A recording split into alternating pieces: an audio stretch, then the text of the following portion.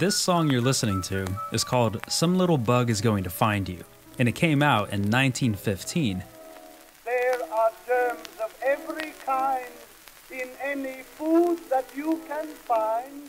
At a time when the public was worried about germs and microscopic bugs that cause sickness. Drinking water's just as risky as the so-called deadly whiskey. Those fears were not unfounded, as the Spanish flu would decimate the world just a few years later. Some little bug is going to find you someday.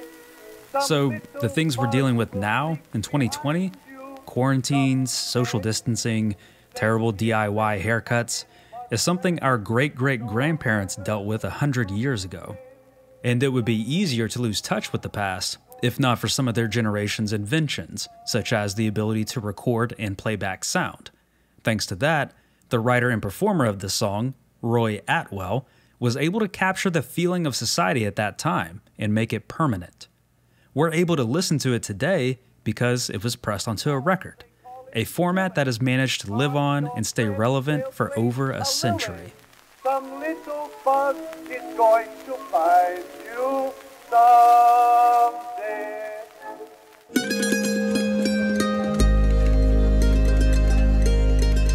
Welcome to the Reconnecting Roots podcast, where we dive deep into unique stories and aspects of American history and culture that are often overlooked.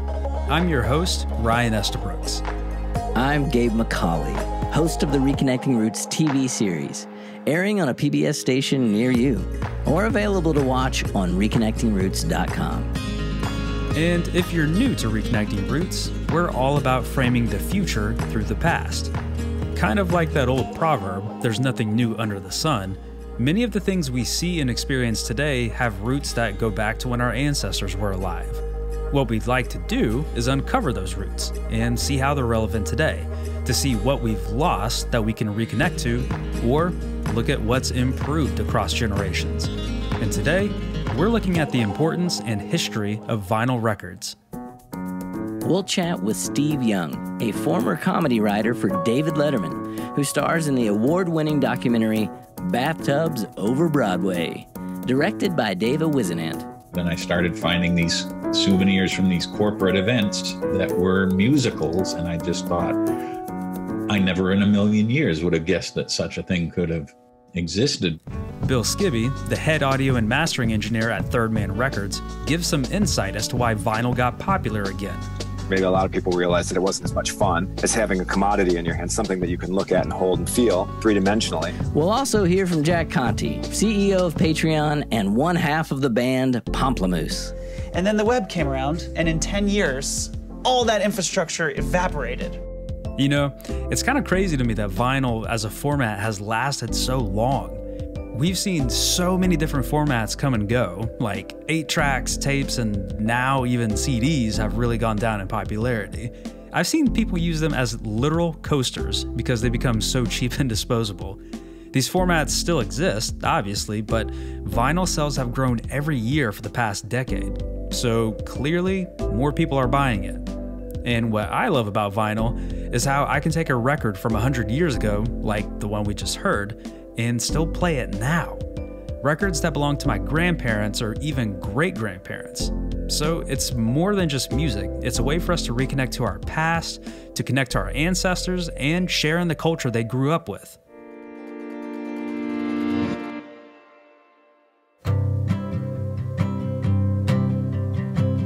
Constructed to perfection and responsibly built for the long haul, Taylor Stitch has taken over 10 years of feedback and is doubling down on their commitment to building the best possible clothing while pledging to limit their environmental impact. From fiber to fabric to factory to end functionality, Taylor Stitch has grown from a need for products without limitations that could handle chopping wood, surf sessions, snagging trout, or simply heading to the office.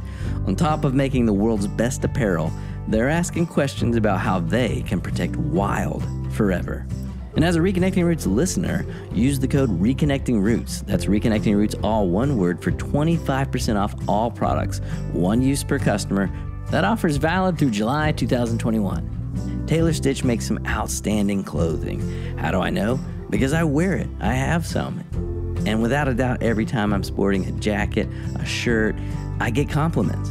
It looks good on me, so I know it'll look great on you. Taylor Stitch. Knock, knock. Who's there? It's Muletown.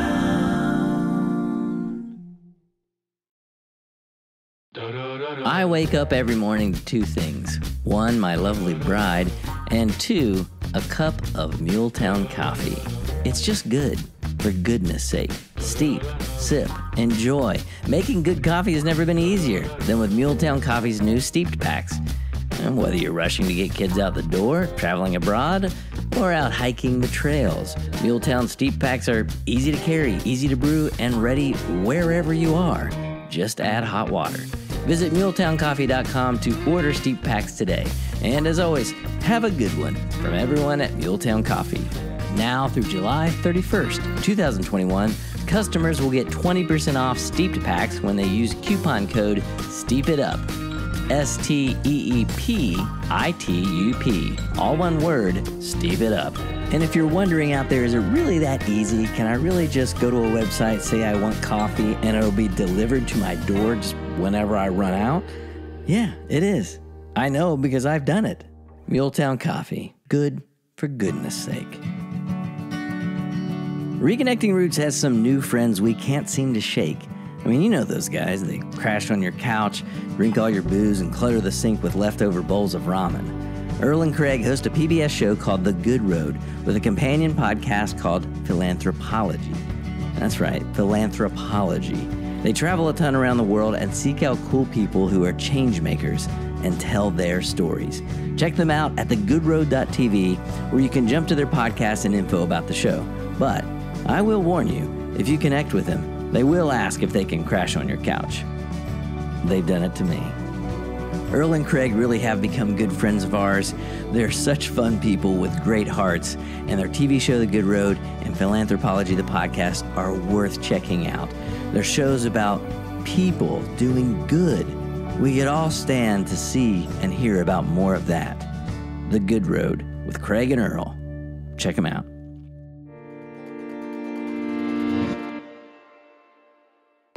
So I've gotten pretty lucky. I actually have two phonographs in my house, one from each side of my grandparents, from my mom's side and my dad's side. Yeah. Yeah, it's pretty cool that I can take these old clay discs, or I think they're made out of shellac. Mm-hmm. Of course, there's no electricity.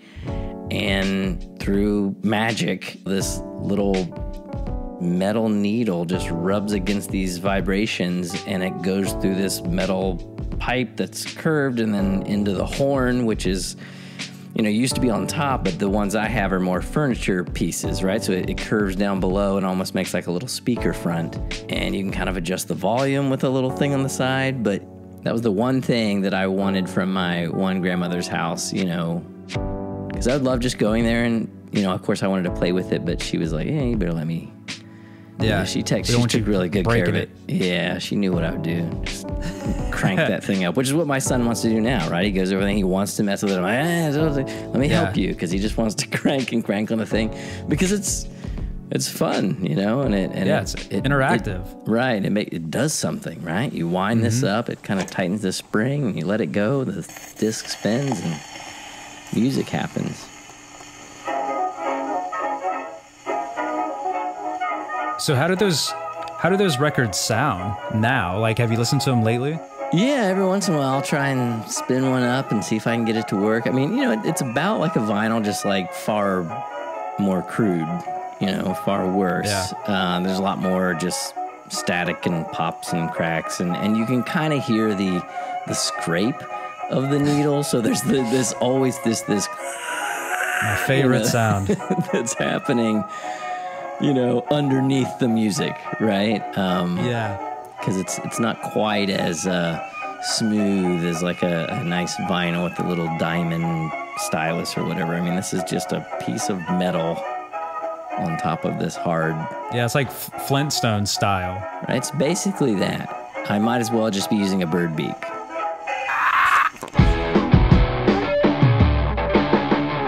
To understand why the vinyl resurgence is worth talking about today, let's first take a look at how we even got here. Even though records have been around for more than a century, they're still a fairly young method of recording music. Before then, we had sheet music, which goes back to 2000 BC. That's 16 times longer than America's even been a country. Yes, we measure time in Americas on this podcast.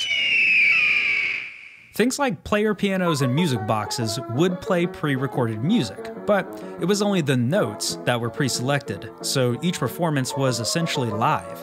The first step towards recording music onto media was with the phonautograph in 1857, which wasn't even designed to play back any of the sound. Thanks to modern tech, however, we can listen to what they captured, like this, the earliest sound recordings currently available.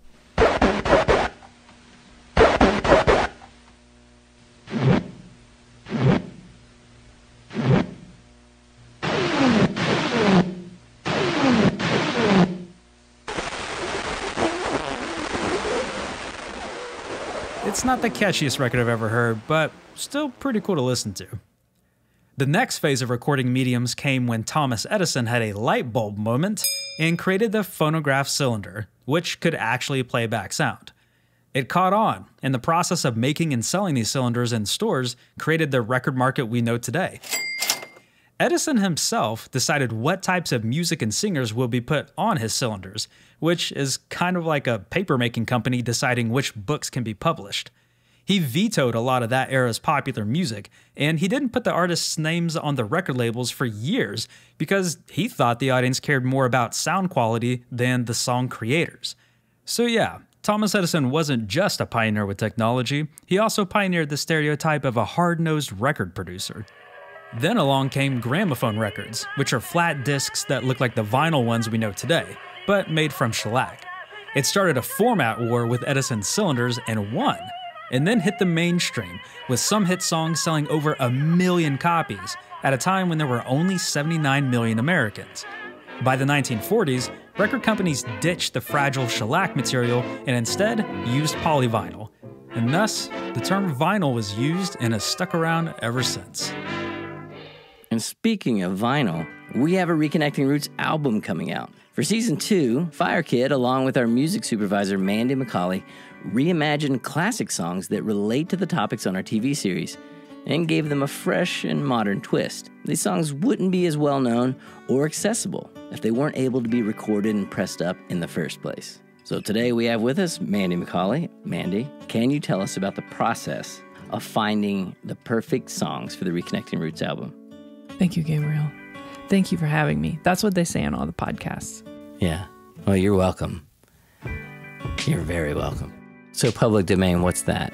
Public domain songs are over a certain age that are now free to use, that you can record without having to pay to use them. And they can be songs that are so old that you don't even know the origin of them, like Wayfaring Stranger. Thanks to the magic of the internet, it's become a lot easier to look through the public domain catalogs and find out what is there to use now. And when you are dealing with certain subjects, sometimes you already know a song before you even start researching. For example, when we did the Irish episode, it was rather easy to just pick Danny Boy because it is probably the most iconic Irish American song there is. Why did you guys choose to press these songs onto a vinyl? Why not just release these songs into the digital realm? That's a great question. Thank you for asking that, Gabriel. I could just tell you it's cooler, but that's a taste thing. Our ears and brains are trained to hear analog and feel like it's more comforting. It is more natural to our senses. And there's science behind this. You're not just making stuff up. Well, I am making things up, but I've also looked on the internet as well, which is the way we learn now, so it has to be true. But also, I mean, you and I have discussed this idea that, you know, the ear fatigue, literally our brains are having to decode or decompress something that's a digital file. We're filling in the gaps between these blocks, whereas analog is a true waveform. Why is it that it just feels different? it just sounds different to us as humans. No matter how close we get, there seems to be something that's still just more authentic and natural about vinyl. Don't ever ask me to be an expert on anything. Okay, well, thanks for being on the show, Mandy. This was great. Do you want to thank me again for being here? Thank you so much for having me. Yeah, you're welcome.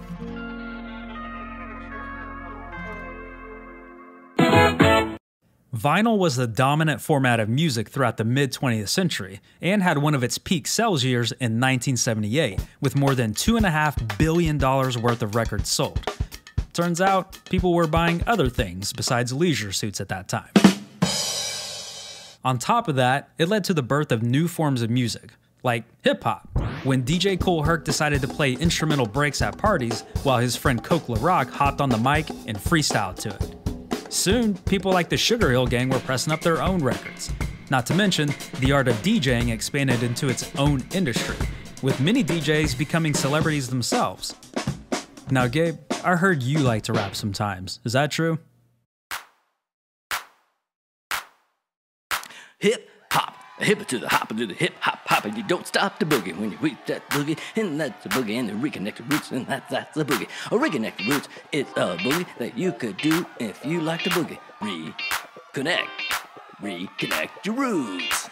You should like some reconnecting roots. Let me tell you who else likes roots. LeVar Burton, he was in Roots, and I bet he watches our show. He's on PBS, I like him. He probably likes our show. He should. Reconnect your roots. That's what you should watch. Just like LeVar Burton. But don't take my word for it.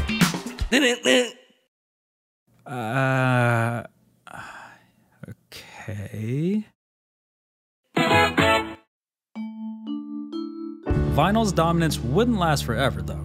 Once cassette tapes hit the market and took over, record sales started falling in 1982, and only got worse when CDs came along. At the start of the 90s, vinyl sales numbers were just a drop in the ocean compared to other formats, and remained low for the rest of that decade and most of the 2000s.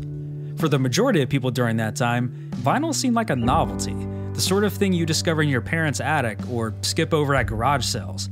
Some new albums were still being pressed to vinyl, but took a lot more effort to find since most big box stores got rid of them completely. The music sales market wasn't done evolving, though. Online stores like Apple's wildly popular iTunes made it easy for listeners to download only the songs they want. Starting in 2004, digital sales pulled away huge chunks of business from the CD market and grew year by year. And this completely changed how the music industry operated. Jack Conte, a musician from the band Pomplamoose, who has also founded Patreon, told me just how disruptive this digital shift was for record companies. And for the first time, humans were able to store their art on a physical object. Yeah. Which is pretty freaking groundbreaking. Yeah. And pretty awesome that, like, the artist doesn't need to be there for a person to experience their art. Dans tes grands yeux noirs, je me suis perdu. J'attends un regard, le cœur suspendu. And then the following 100 years, you know, the entire 1900s, were just people building so much infrastructure around the distribution of that physical object with a person's art on it. S'enivre au champagne, dans tes beaux yeux noirs, je sombre mon amour et mon désespoir. Alors chant est sourd. Figured out how to put the art on a thing. Now, okay, how do we ship that thing to Tokyo? And where do we store that thing once it gets to Tokyo? And how do we build a wonderful consumer experience around that with shelves? And what does that packaging look like? And there's, you know, trucking and retail and distribution and marketing companies, literally billions of dollars of infrastructure devoted to getting your art that's on a physical thing from the person who made the art to the person who wants to enjoy the art. And then the web came around, and in 10 years, all that infrastructure evaporated.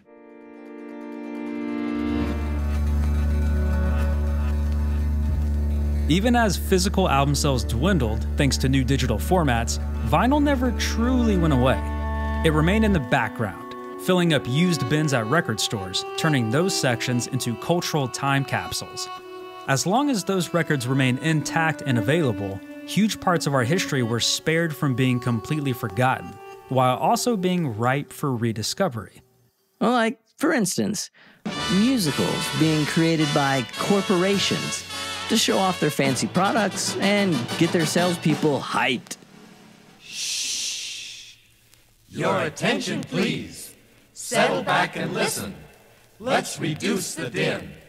Your A.B. Dick Company pacemaker sales meeting is about to begin. So I discovered the world of industrial musicals very much by accident, by working at the Letterman show when I was hired about 30 years ago. That's Steve Young, whose blossoming interest in this unique world of musicals was chronicled in the Bathtubs Over Broadway documentary. My first day of work, I was given an office that had boxes of record albums in it, Dave's record collection. And this was a bit that had been running on and off for several years. Real, unintentionally funny record albums Dave would hold up on the show. We'd hear a sample of the actual audio of whatever, and he would have a quip. And the head writer said, well, maybe you can be the Dave's record collection guy now. I had to go and find the raw material. Then I started finding these souvenirs from these corporate events that were musicals, and I just thought, I never in a million years would have guessed that such a thing could have existed. 22 slices of bread, a crust on either end. How and why are they so good? Because I couldn't get some of these songs out of my head. I'm walking around New York City singing about selling and servicing diesel engines. Detroit's diesel men, they've got both. They've got diesel dazzle in their eyes. This secret showbiz world turned out to be so enormous and populated by so many top-level people. It was decades long and extraordinarily well-funded, and A-list people that you've heard of and others you haven't heard of were all going back and forth between legitimate Broadway and this shadow world for the corporation. Features to remember: General Electric, 457. If you had to recommend one of these industrial musicals, which one should we go for? The Bathrooms Are Coming is probably the primo example. My bathroom is a private kind of place, very special kind of place. American Standard Bathroom Fixture musical from 1969, which is a crucial part of the documentary. That is kind of the gateway drug of the genre, I call it, because people cannot believe there's such well-polished, catchy song material about bathroom fixtures that were presented with a straight face to plumbing fixture distributors. And the album looks crazy and it sounds great. Not uncovered yet. New methods not discovered yet. Silicones. You feel that things are not too good beneath the automotive hood. Silicone. Well, do you think this could happen today in the Spotify age, in the digital age? What would it have been like for you on the Dave Letterman show to be sitting on a laptop saying, I'm going to look for crazy songs? The analog world versus the digital world, I mean, there's lots of ways to think about that. But one factor of this is these records were pressed privately as souvenirs for people within the company who'd been to these shows. And so some cases there were maybe a couple thousand pressed, but definitely in some cases where there's like one known copy in the world, they must have only pressed like 200 copies and given them out to the steam table salesman who went to the Wisconsin convention or something. And so you think, this came so close to just falling into the abyss forever. Like I'll tell somebody, I have this unbelievable Ham's Beer sales meeting film from 1970 that was animated by Hanna-Barbera. And then somebody will say, well, that can't be true. I looked on YouTube, it's not there. And they just assume that if it exists, it must be easily findable in the digital realm. And this is a good reminder that so much is way subterranean and is not going to come out without a great deal of detective work. So tell us a little bit more about what's happening with Bathtubs over Broadway now. There's an album? But yes, there's a beautiful soundtrack. It was released digitally last summer, 32 tracks, some of the original songs and score pieces, plus a couple dozen vintage industrial show tunes. And now it is a gorgeous 2-record set on Mondo with a 12-page booklet and liner notes and photos. And it is so sweet because it all started with me finding these misbegotten vinyl records that everyone else had decided were worthless. And now a quarter of a century later, we get to the vinyl release of the soundtrack, and it just feels like it's come full circle in a very nice way. That's very cool. Yeah, so now someone will be leafing through vinyl bins someday, find this record. They'll discover what you once discovered. The adventure continues. Where I can stay and cream and dream and dream and dream, dream.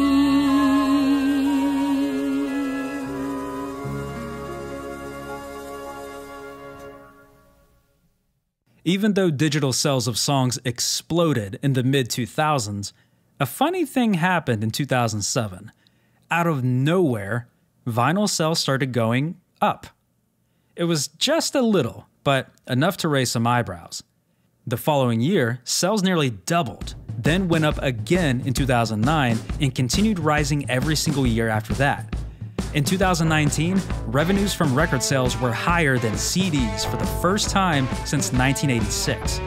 Record companies scrambled to fill demand, and vinyl pressing plants suddenly became overwhelmed. Hoarders who never got rid of their turntables rejoiced. What's fascinating is that even after music streaming services hit America in the 2010s, vinyl sales kept rising. Which raises the question, if you can listen to anything with just a tap of a finger and an internet connection, why did people start buying vinyl again? You know, I've been wondering that exact same thing. Because we had Napster and everything went free. All music went free and stolen for a little while there, and people compiled massive hard drives full of digital songs and then realized, maybe they realized, or maybe a lot of people realized, that it wasn't as much fun, just having it and listening to it, as having a commodity in your hand, something that you can look at and hold and feel three-dimensionally. That's Bill Skibbe. And he would know a lot about vinyl because he actually helps create it. I'm the head audio engineer, mastering engineer at Third Man, and cutting engineer. And you've been doing that for quite some time. Yeah, I mean, I realized the other day that I've been in the studio since 1995. The vinyl side of things started for me about 5 years ago. Yeah, so why vinyl in particular? Why the explosion of vinyl and vinyl sales versus, like you were saying, they still want to experience, well, a CD, that's tactile, you can own it, you can resell it, cassettes, you know. What is it about vinyl? Sounds better. It just sounds better. I mean, I think the sound quality of vinyl isn't as, I'm going to say it, it's not as hi-fi as digital in the broad sense, in the actual like specs of it, because you're having to do things to the audio to get it to fit on the record. There's something magical about it every single time. You can take a digital file ripped off YouTube and cut it, and it sounds better. Why? Maybe I said this before too, but I think that it's just asymmetry. It's asymmetry in the noise floor, in the way that the distortion happens, in the left and right balance, and there's pops and ticks going off in an asymmetrical fashion, and that mimics real life. When you walk outside in the summer and you hear bugs and birds and wind rustling in the leaves, it's all asymmetrical background noise, and it feels energized. More human. More human, yeah. It's more human. It grounds you back. As we go further and further virtual, right, we need things to anchor us in the three-dimensional world, you know? You want to feel things. You want that deep experience. I had to make a CD today for a band, and I burned it on one of these CDs that looks like a record, you know, and I came out and put it in my car, and then I quickly threw it down into the bin in in the door, and there it's going to sit. And that's what you think of a CD. It's disposable. It's tiny. It's plasticky. It doesn't feel like anything. It doesn't weigh anything. And it's all about experience. So as far as demographics, who do you think's buying vinyl? Like, where did this research come from? Do you think it was, you know, those that were used to it growing up in the 60s and 70s? Are those the people that are like, finally, I can get my record collection back out again? Or is it a new generation? I mean, I think it's both. It's definitely everybody. Because I see a lot of people at the store in Detroit coming in. Everybody's coming in and buying records, but kids are buying records. I have a niece who's 13, and she's been buying vinyl. What she got for her birthday was a turntable, and she bought a whole bunch of records. And you know, there's a local record store here in town. He's doing well. People are coming in, kids go in there all the time and buy stuff. So, you know, an interesting thing I found out is that apparently nearly half of all current record buyers are under the age of 25. That's certainly a lot more than I would have guessed. So as long as new generations want to keep buying vinyl, I feel like the market should stay in good shape, right? Do you see the trajectory just continuing to rise? Like, is it really, and is it going to hold for a while? Or is this going to be another CD, and we're going to go back into a... Oh, it'll never be another CD. It's been around too long. And, you know, I mean, if you can go back 70 years and play a record from 70 years ago or longer, and it still plays just fine. Yeah. And it's exactly the same as it is now. The technology translates well, and the turntables are still around. I mean, it's not going to become a CD. Yeah. It's not it doesn't have planned obsolescence like that, you know? Yeah. Even as more and more listeners use streaming services for music consumption, vinyl sales aren't in danger of slowing down anytime soon. Record stores scaled back their CD sections in order to make space for records. Best Buy only has vinyl now when it comes to album purchases. And remember record clubs? They've made a comeback as well. Vinyl Me Please sends out exclusive records every month from artists across all genres and labels. Third Man has a vinyl club that sends out record packages every quarter, and many other record labels have similar programs. And it's easier now for independent musicians to get their music pressed up on glorious vinyl. Bandcamp will put out your record if you can get a couple hundred fans to pre-order it. Some will press up even just a single record. And if you want to cut your own albums at home, a portable machine called the PhonoCut does exactly that, and is scheduled to hit the market at the end of 2020 for around $1,500. So, if you ever dreamed of being your own record label executive, your chance may come very soon. Now, even though vinyl sales have surged at a ridiculous rate compared to previous years, it still only makes up roughly 4% of industry revenues. All physical sales of music combined only added up to 8%. It's probably not surprising to hear that streaming services made up 80% of those revenues last year. So vinyl is a small chunk of the industry in the broader scope, but it's one that contributes millions of dollars, and maybe most importantly, seems to strengthen the bond between artist and fan. Plus, it just sounds better, man. So what do you think, Ryan? Have we been caught up in the vinyl craze in this new generation? For me personally, I've sold almost all of my CDs. The only ones I have are those that are super rare or that you can't buy on vinyl, or even a lot of them aren't streaming. And the reason why I've gotten rid of all my CDs is because everything new I buy now is on vinyl.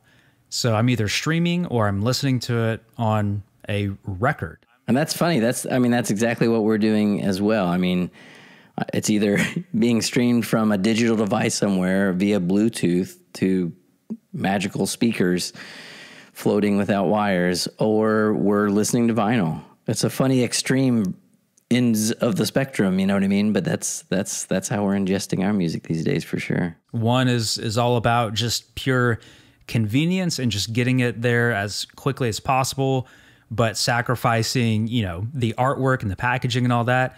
And then, of course, with vinyl, you've got the exact opposite of that, where it takes time to set it up and it's more purposeful. And I remember whenever my son got his record player, the first thing we did is we stopped by one of our local record stores here in Nashville called The Great Escape, which is a fantastic place. And I got to spend time with him leafing through bins, just like we've all been doing for decades. He got all of these classic albums that I got into when I was younger and in high school, which my parents got into, and it's just so cool to have this format that we can pass down generationally. And I can guarantee you that my kids are going to take those same records and probably give them to their kids as well. And that's just something cool to look forward to.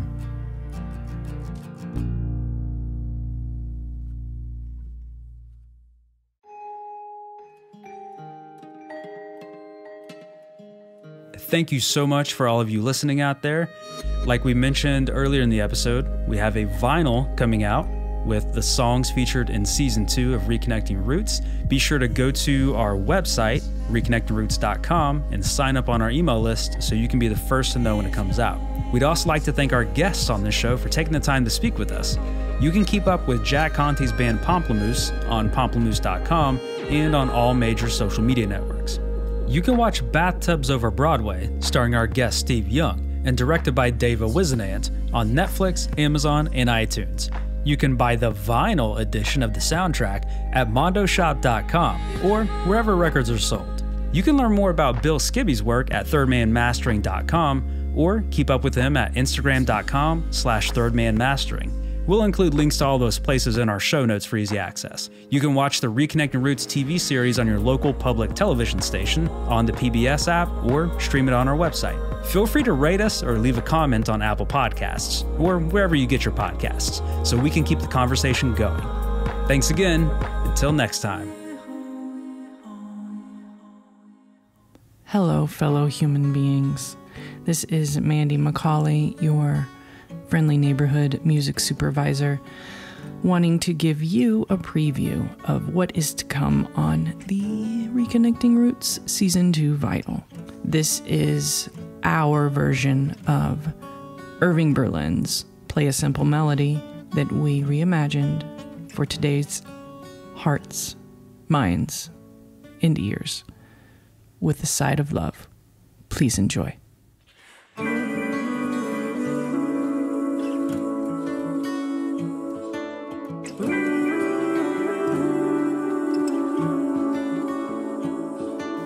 Play a simple melody like the sirens at sea. Hypnotize me with your harmony. Play a simple melody.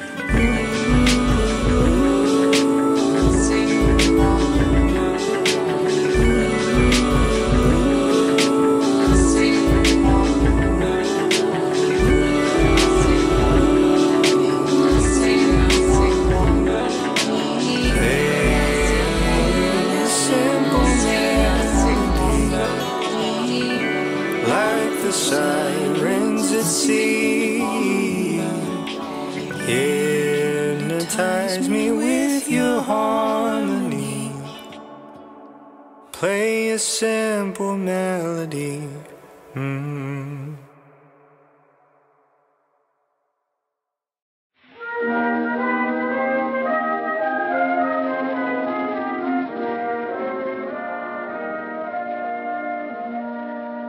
The Reconnecting Roots podcast is made possible by the following wonderful people. Our producer, Joel McAfee. Writer, researcher, and my co-host, Ryan Estabrooks. Research for this episode also provided by Larissa Goodlad and Joel McAfee. Consulting by Dave Boyd. Music supervisor and editor, Mandy McCauley. Score, George Polly and Paul Kinsing. Mixed by George Polly. And our executive producers, Frank and Karen Smith. And our amazing theme song, America the Beautiful, reimagined as We're Home by Fire Kid and Mandy McCauley. I want to listen to rain. The Reconnecting Roots podcast is a Little Dragon and Story Scout Studios production.